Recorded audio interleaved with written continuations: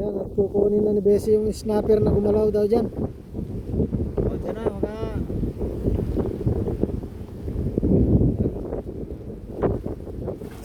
Yun. Masyado mahaba ata yung pan mo. Yung palaylay mo ba?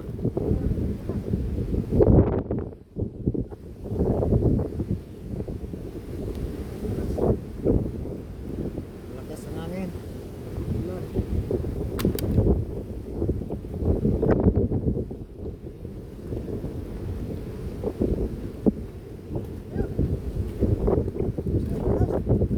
Tilapia ulit.